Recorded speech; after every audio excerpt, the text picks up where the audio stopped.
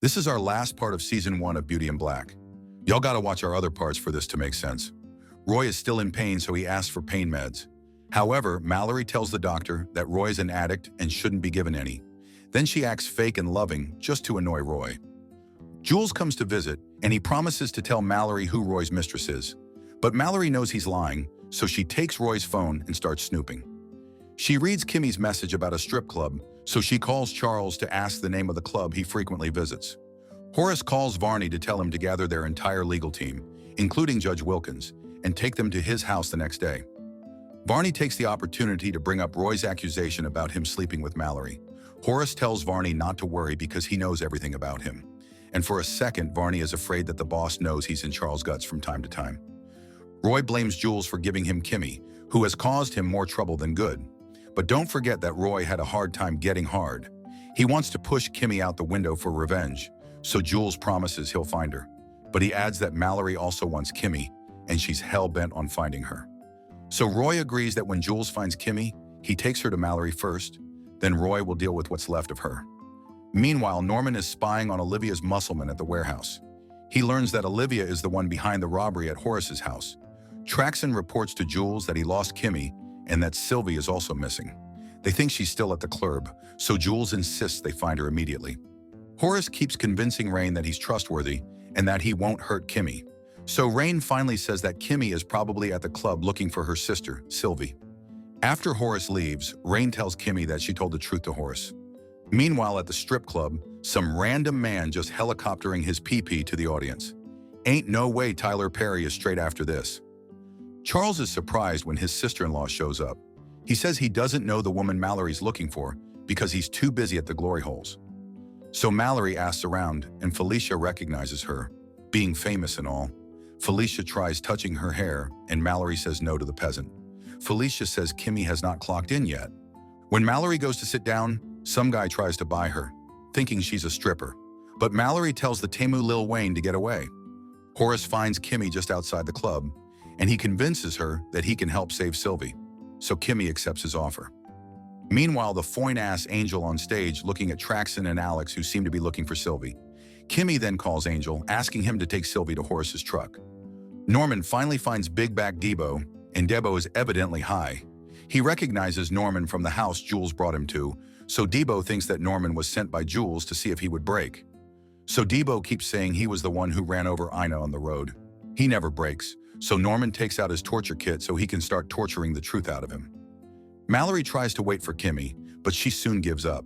Before leaving, she pays Felicia for a photo of Kimmy. Horus drives his truck into the club's parking lot and asks for someone young and fresh. Angel goes to the room to take Sylvie. Unfortunately, she's no longer there. Traxon catches him, and he locks Angel inside. He wants to send Sylvie on stage, but Felicia says an old customer is looking for a young one, and Sylvie is ideal. Sylvie tries to fight back, but she's too high and weak. Felicia takes her to Horus and says she'll be back to pick her up after an hour. The girl is very scared, so Horus calls Kimmy so she can talk to her sister. Kimmy tells Sylvie it's okay to trust the man she's with because he into Sunny D-Light and not V8. But Horus can't just leave the parking lot premises because Sylvie is still with him, and bodyguards won't allow her to leave. So Kimmy tells him her plan. Suddenly, Kimmy drives the vehicle into the gates, breaking it open, and Horus speeds up, finally escaping. People start running, and customers take their cars away from the place. Kimmy tries to get away too, but she gets in a minor accident, and Jules takes the chance to drag her back inside the club. Olivia sleeps with a gun near her, which is handy when someone sneaks into her house. But this time, it's just Norman. Norman apologizes for his vengeful acts towards his nephews. He is now convinced that Debo killed Ina, but Olivia refuses to forgive him for trying to kill her favorite son. So Norman reveals he knows it was Olivia who had Horus robbed. He even asks her to work together to bring Horus down, but Olivia refuses to work with him. When Angel finally gets out, Dustin tells him that the entire club is a mess because everyone thought cops had arrived after what happened in the parking lot. But Angel refuses to leave without Kimmy. Jules is beyond furious. Kimmy keeps saying that she did what she did just to save her sister. But Jules doesn't care, and he makes Felicia beat up Kimmy. Traxon reports that Sylvie has escaped with a geriatric man, and they don't know where to find him. Angel is terrified, so he tells Rain what happened, and Rain tells Horus that he needs to come back for Kimmy. Unfortunately, Angel gets caught for a second time. Jules is surprised when Horus walks into the club. The old man then demands they let Kimmy and Angel leave the club. Kimmy decides to bitch slap Felicia. And y'all, we gotta replay that shit multiple times for you. Horus asks everyone there if Jules is their boss, but no one admits that they answer to Jules. Jules starts explaining that Kimmy pushed Roy out of the window, and now he's there to deal with her. Angel thinks they should wait for Horus, but Kimmy is so worried about Sylvie and is determined to take her to the hospital. She ends up putting Sylvie in the car she stole from a woman instead. Inside, Horus doesn't say anything to Jules. He just sits there quietly. Then he stands up, and the men notice that Horus has wet himself. His bottom bitch Angel helps him to his car and drives him to the private hospital. During their trip, Sylvie sees a dead man in the backseat of the car, and Kimmy thinks she's just high. Then she turns and sees the dead man for herself. Norman tells Jules he killed DeBow, and he expresses how guilty he feels for going after his nephews. Jules then mentions Horus showing up at the strip club and saving Angel and Kimmy. They don't know what Horus is up to, but they know he's cooking something against them.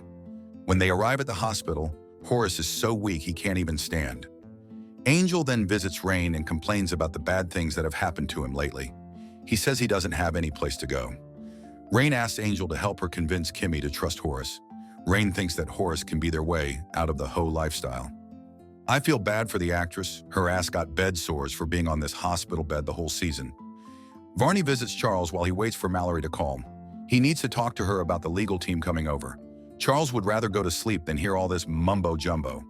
When Mallory contacts him, Varney shares the meeting that Horus planned. They don't know if it's about the will or the lawsuit, and family members aren't asked to join. Still, Mallory insists she'll come over. After the phone convo, Roy still thinks Varney is breaking her back. Jules shows up, revealing that Horus knows Kimmy. Roy is surprised, and he suspects that Jules set his father up with Kimmy as well. Because of the revelation, Mallory thinks that Jules is a pimp, but Jules doesn't admit it. Varney enters the house to say that the legal team is starting to arrive. When they're finally alone, Roy tells Jules to clean up the mess. He doesn't want anyone to know that he's with Jules on the club business, so Jules assures him that he'll take care of everything. At the hospital, Angel and Rain convince Kimmy to talk to Horus. Then Angel sees on TV that there is a sick old man inside the car that Kimmy stole. He knows that the son-in-law of the old man is a dangerous person, so he knows Kimmy is in trouble again. This stripper can't catch a break. Kimmy checks on Horus in the other room. The old man finally reveals that he's dying and that he wants to marry Kimmy, saying it's not for sex. Kimmy knows that's the damn truth. He admits that he doesn't want any of his sons to get his money because they never worked a day in their lives. He hates them so much that he'd rather give his money to Kimmy. May this relationship attack me. He knows that with all the stipulations in the will, marrying Kimmy is the one that will work best for him. Kimmy thinks there's a catch, and he fears the Bellarys will kill her for the money when Horus finally dies. But Horus assures her that the will keep her safe. Y'all, I need a come-up like this Cinderella story. After that, Kimmy hears from Angel about the old man in the car she stole. Angel warns her to lay low, and he will check the car himself. The nurse knows that Kimmy lied when filling out the information about Sylvie, so they have to move her to a different hospital. To avoid this, Kimmy says she's Horus's fiancée. When Kimmy talks to Sylvie, the girl expresses disappointment after learning that Kimmy had lied to her, and that all this time Kimmy wasn't a nurse, and she was just getting her back broken for money. She also reveals that Frank assaulted her every day after Kimmy left. Kimmy apologizes and says that she'll be marrying Horus, and that they will never have to worry about money ever again. She then takes Sylvie to talk to him. Olivia goes to the hospital with her churchmates to visit some patients. She's very happy to show them around when Lena suddenly butts in and serves her papers. So Olivia tells her companions to go ahead, and then when they're finally alone, she slams Lena against the wall. She's pissed because she was shamed in front of her friends. A nurse has seen them, but Olivia brags that the nurse won't talk. So Lena threatens to sue Olivia for $10 million, so Olivia hits her ass again and tells her to make it $20 million. Despite being warned, Olivia hits Lena again, so this time Lena hits back. Olivia laughs and shows off that she had quickly made a copy of the assault, but only shows Lena hitting her.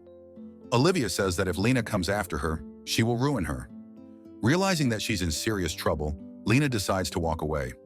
Olivia is like the secret badass psycho out of everyone. Olivia sees Horus is in a room, but Dr. Peter refuses to let her in.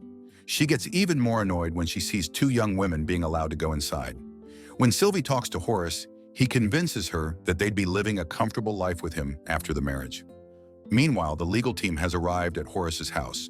Mallory too, but Horus is not there. Then Varney receives a call from Horus asking him to take everyone to the hospital where he's at. Olivia calls Norman to say that Horus is cooking up something. Norman is worried because he's aware that Horus asked for a lawyer. Meanwhile, Roy gets pissed at his personal chef for the disgusting food. Charles tells Roy that their father is doing something, but Roy has already heard it from Varney. Then he tells Charles he saw Mallory and Varney doing it at his house, but Charles knows that Roy's lying. He then receives a phone call from his mother asking them to come to the hospital. Olivia also tells Mallory that Horus is with a woman named Kimmy. Mallory is pissed off, so she demands to be taken there. When Rain finds out about the proposal, she's overjoyed, Googling Horus's net worth at $376 million. She tells Kimmy to marry him right away. Grab that bag, sis. Meanwhile, the entire family isn't allowed into the private wing. The entire legal team meets with Horus, and he introduces Kimmy as his future wife. Varney is surprised, but he agrees to answer any question Kimmy has. Rain has agreed to be the witness with her botched BBL ass. Varney keeps asking Kimmy to go to the lobby with him while Horus takes a cognitive test. But Kimmy starts to get suspicious why Varney insists on getting her to the lobby. However, Kimmy says the lobby's not going to do anything. So Varney heads out alone and delivers the news to the family. Meanwhile, Angel finds the car Kimmy stole, and there's a dead body inside. Unfortunately for him, he gets caught in the act and gets arrested. Everyone is shocked by the announcement, so they ignore the security guarding the doors and march to Horus's room. As soon as they enter, Horus announces that Kimmy is now his wife and their new boss. And that concludes Season 1 of Beauty in Black. A whole-ass mess, but I lived. I will say the first half of the season was far crazier than the second half, but that ending has definitely left me intrigued and excited for a Season 2. What did you guys think of this hot-ass mess? Subscribe to watch more videos like this. Turn on notifications. And leave a like, it really helps the channel out. Thank you for watching.